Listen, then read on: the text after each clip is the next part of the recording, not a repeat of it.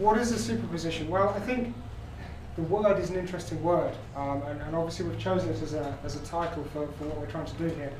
Scientists, and particularly physicists, have a very specific understanding of what a superposition is, but I'm not really intending to tell you about that in any great detail. I think something which is quite a common understanding of superposition is the idea of several things being in the same place at the same time.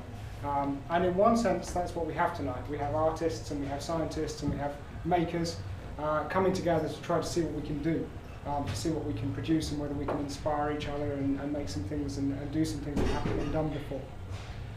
Actually, from a physics point of view, a superposition is not several things in the same place. It's one thing in several places, or one thing in several states.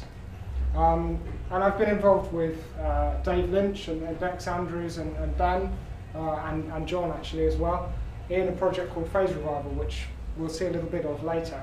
And one of the things that I found very interesting from a sort of an arts and science point of view was that we made one thing, but people interpreted it in many different ways and saw many different things in it. And they saw it, if you like, in many different states. And in quantum mechanics, a superposition is an object which is in many different states. It's an object which is both one thing and another at the same time. And yet, when you look at it, you see one of those states. You observe one of those states. And I think that's something that these sort of art-science type collaborations and projects often end up being. They're one thing which is seen from many different viewpoints, and different people at different times will see different aspects of them.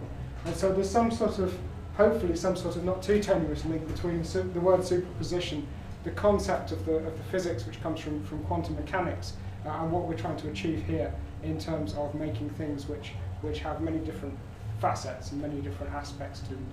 So I'm not going to go into any more physics, any more depth about what superpositions are than that, but just to sort of explain the concept behind the word and the way in which hopefully it applies to what we're doing tonight.